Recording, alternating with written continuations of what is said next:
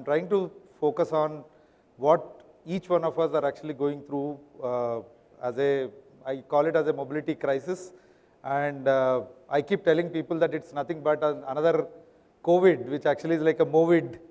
I keep telling them that we are all, COVID was visible and people have suffered through, and we lost lives, but I think we are suffering much more in intensity than what COVID had, and we are losing more lives than what COVID, and we don't see an end to this particular thing. And then it definitely needs a collaborative, tech-driven, and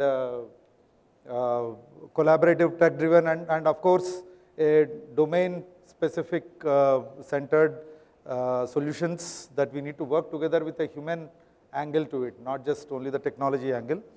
So from that point of view, I just wanted to quickly run you through some facts, which I don't want to go through each one, but there is always a pain.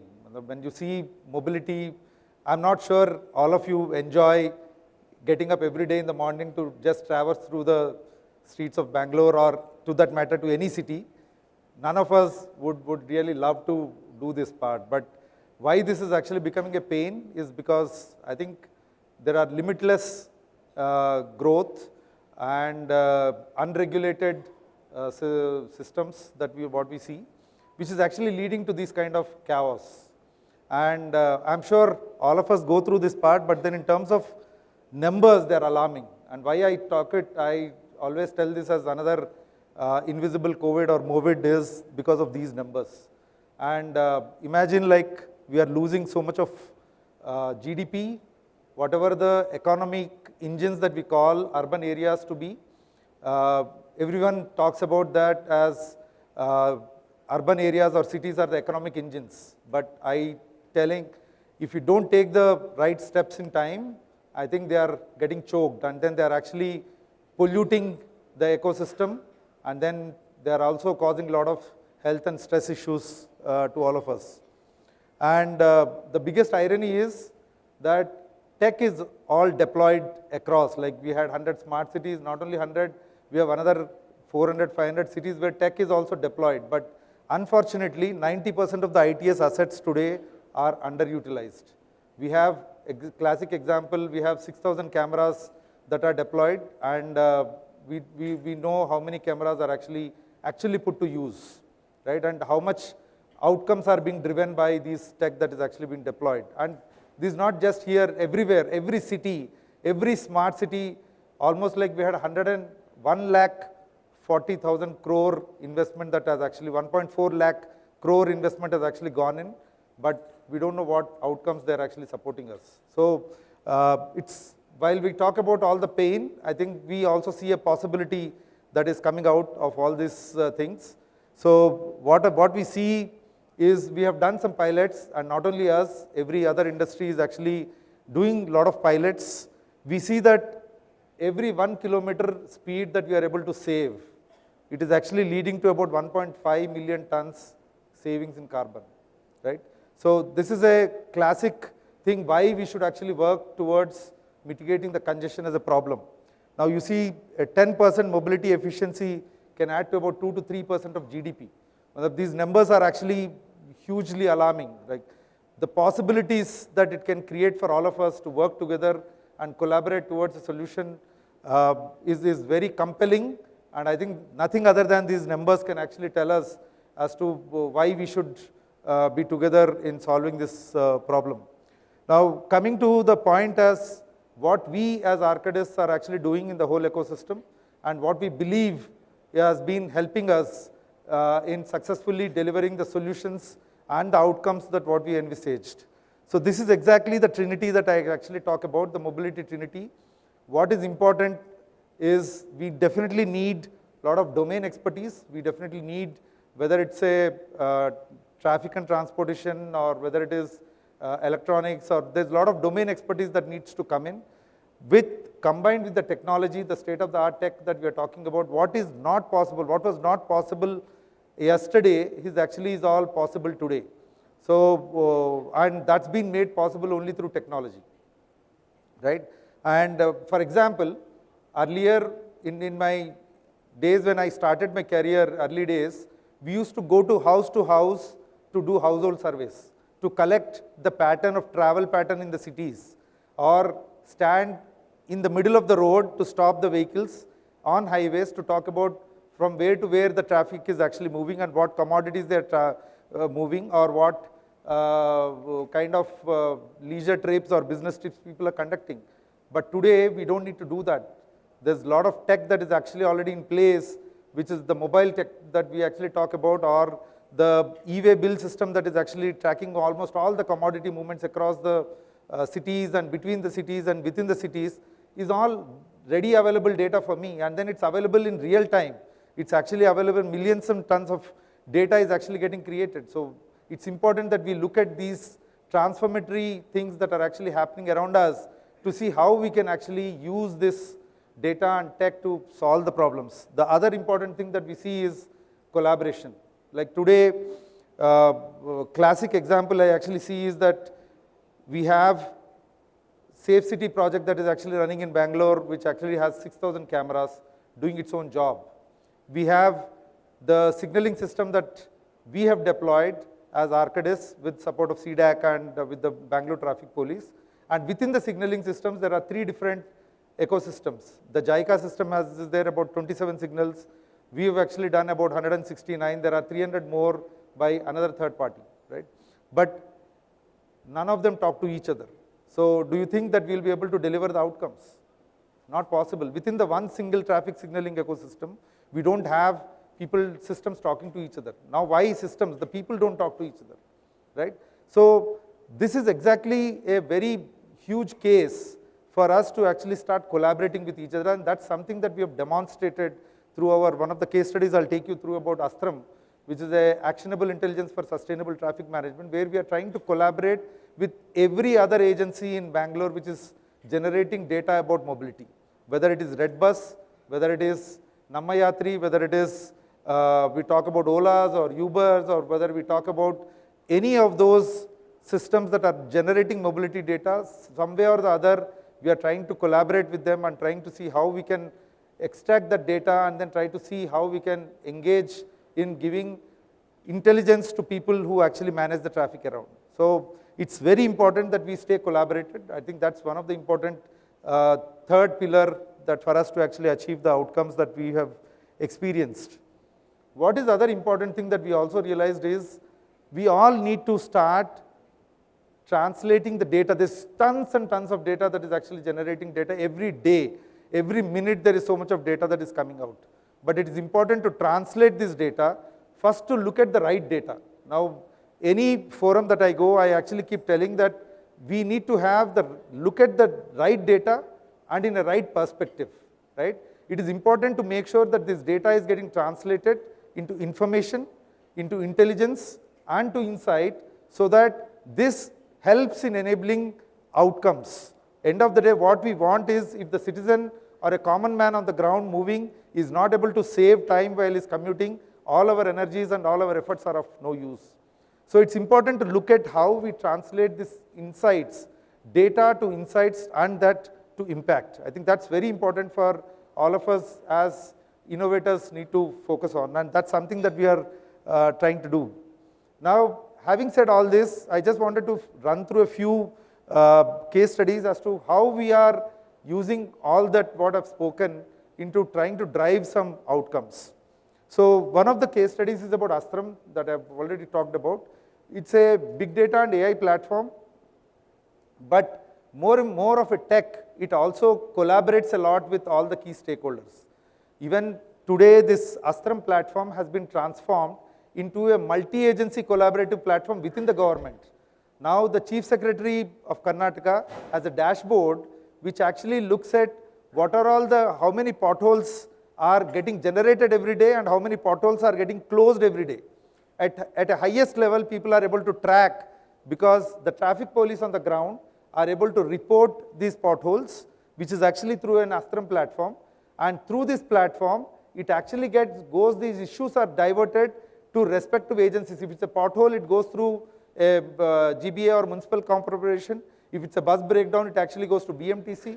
If it's a construction related thing, it actually goes to the respective agency which is doing the construction activity.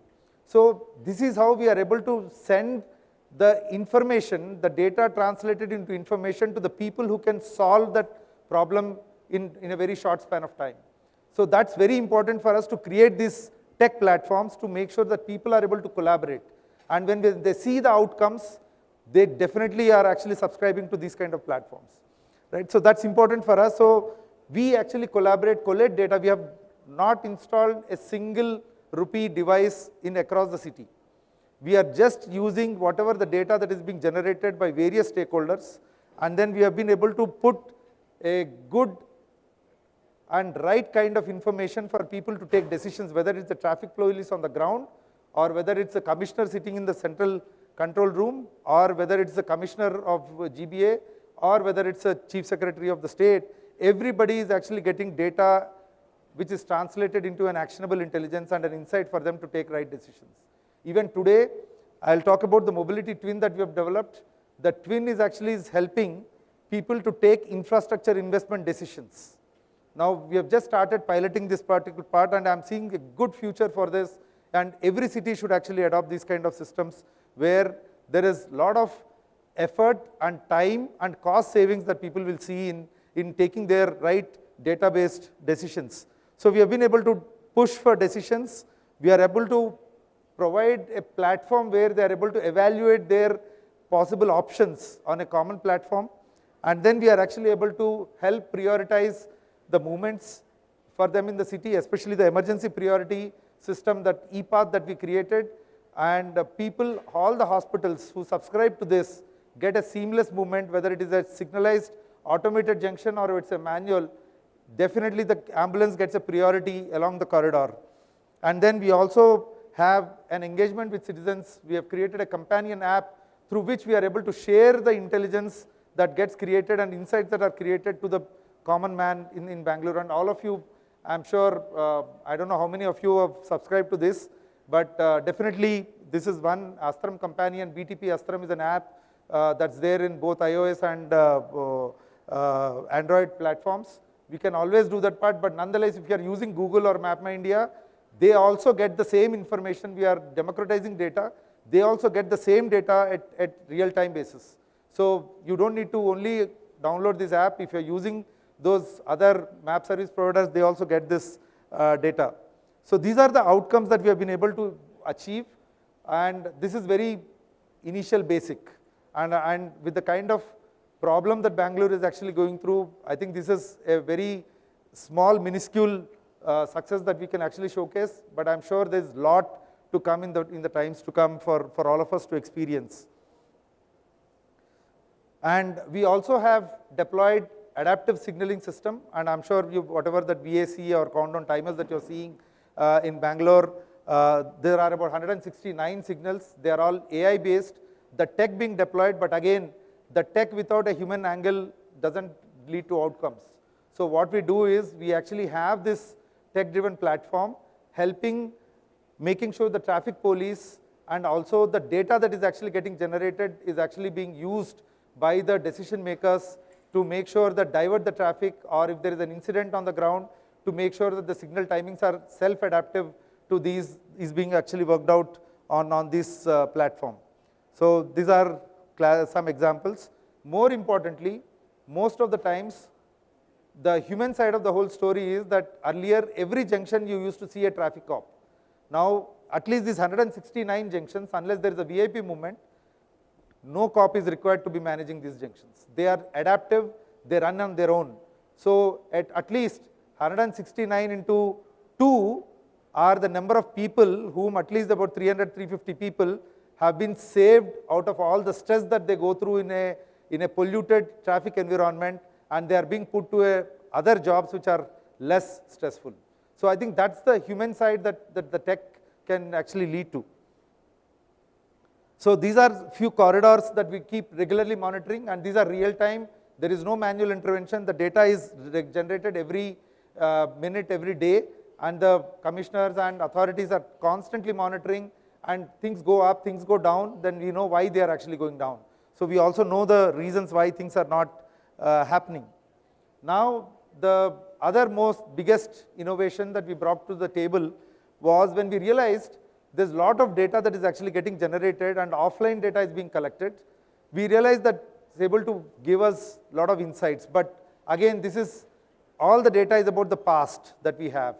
So what was important for us is to see how we can bring in a real-time intelligence to the authorities for them to take the decisions on a fast track as the system is actually moving.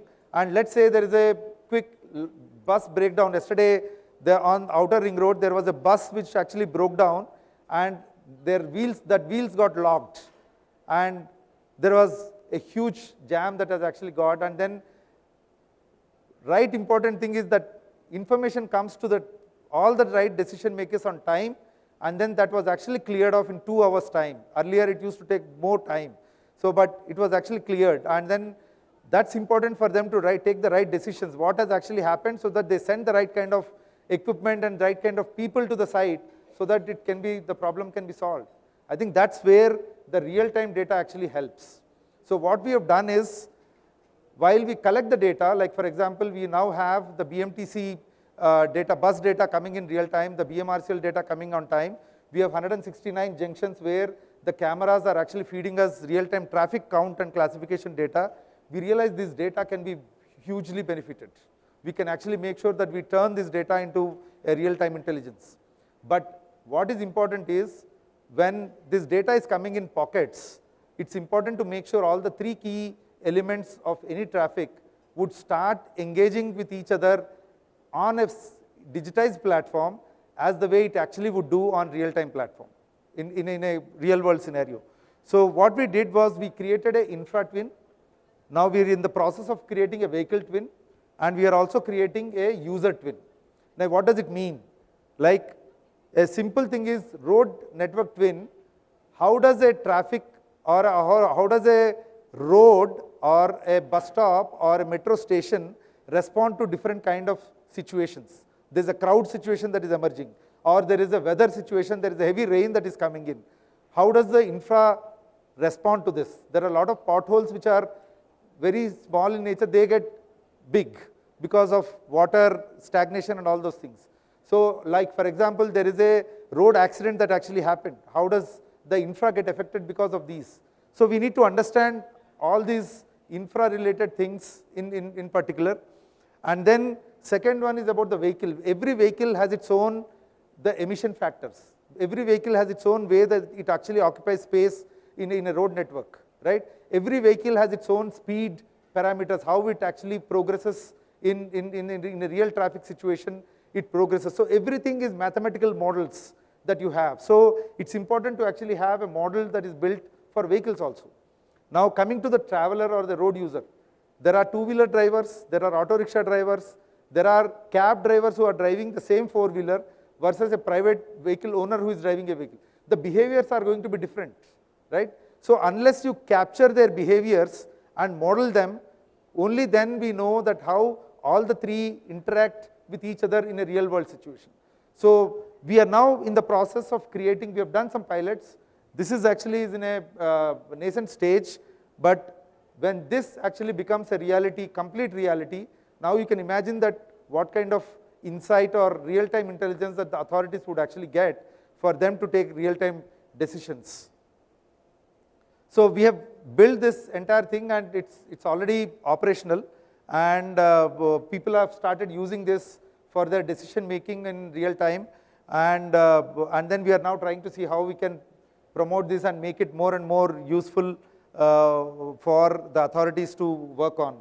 One of the small examples that I can actually show you how we are using the data, and this is one of the cameras, junction camera, safe city camera, which is used for security that has been installed now. Then we are repurposing that for mobility. Now you see there's a junction camera which is monitoring all these traffic movements, and it is able to bring in the near miss analysis it's able to produce, and it's actually is able to, oh sorry, I think there is a video, I'm sorry, it's actually is able to identify those near miss analysis. It's creating the accident hotspots, the potential accident hotspots.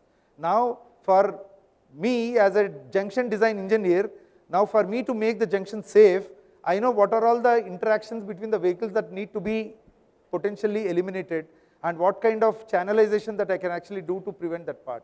Now you see the matrix on the right side is a matrix, potential conflict matrix it generates. So which are the two vehicle types that are actually having a highest potential of conflict and accident and safety hazard. So this is how we are trying to repurpose. This is one classic example that I am putting to. There are so many other use cases that we are putting it through, and I will encourage you to visit the Bangalore Traffic Police Experience Center, where you can go through each of the use cases and we can demonstrate to you many of those things. But then yes, the tech is really coming to play in urban areas, and then yes, the people are actually now are getting used to data-driven decisions. I can tell you for sure, at least in Bangalore traffic today, there's not even a single decision that actually is taken without the data backup and without looking at the data that is actually in the past. So this is a culture change that we are able to bring in with the data and innovations, tech innovations in the platform. Now, from a city level, we are also now trying to see how we can scale up at a national level. Now, one of the biggest challenges that we are also seeing is the 180,000 people lives being lost every year, and this is only just what is getting reported on system, right? There are many more fatalities, there are many more accidents, there are many more casualties in terms of people losing their limbs and then becoming unable to work and contribute to the economy. So we realize that there is a lot of data that needs to be captured, and we need to make sure that we are able to support this cause. One of the important observations or the data-driven things that actually came up was about 30% of the deaths or fatalities on our national highways are because of not being able to be provided with a right kind of a medical support during the golden hour. Now the golden hour starts from the time the accident has happened, right? Now there is a time within which the accident gets detected. Now the detected accident is communicated. Now once communicated, the people need to know what kind of response, whether it is a, just for the information, there are two types of ambulances. One is an ALS and a BLS, advanced life support and a basic life support. Now if there is a crash is so critical that you send a basic life support ambulance, it doesn't serve the purpose, right? We need to know what kind of response that need to go, right? Now even there are biggest challenge that we also see is people take the ambulance to a hospital just to realize that there are no beds vacant or the doctor is not available for treatment. These are many cases that are reported like this, and then they start looking out for another hospital. So now we have created a platform where we are now integrating all the hospitals along the highways, and in real time, near real time, we are actually getting the data onto this platform as to how many beds are available, what type of doctors are actually available. Based on the accident and the casualty nature, we are actually able to send the ambulance to the right kind of hospitals so that we are able to reduce the fatalities on ground. So these are some innovations, the tech things that we are actually doing. There's more, but more important is what the collaborations that I talked about. So one of the important things, and without collaboration, I can tell you none of the innovations, whatever innovations that we may do, I think it's important. There are so many people, affected parties or influencing parties that will be involved in any solution from the drawing board to the ground, and it's important for us to sustain the benefits, it's important to collaborate. So what we see is government, industry, academia, and the citizen and the community which is getting impacted, their collaboration is mandatory.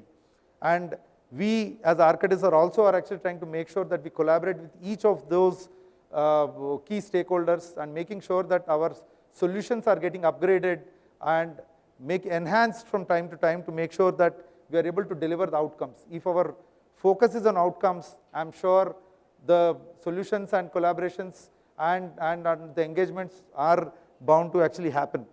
And one of the important 3S principle that we try to promote is also to make sure that safety, security, and sustainability should be the core elements of any innovation that we look at and that we need to work. And unless this, I don't think we will be able to make sure the investments are actually going to, it's only the money that is actually going on, but we will never be able to make sure that we will be able to achieve.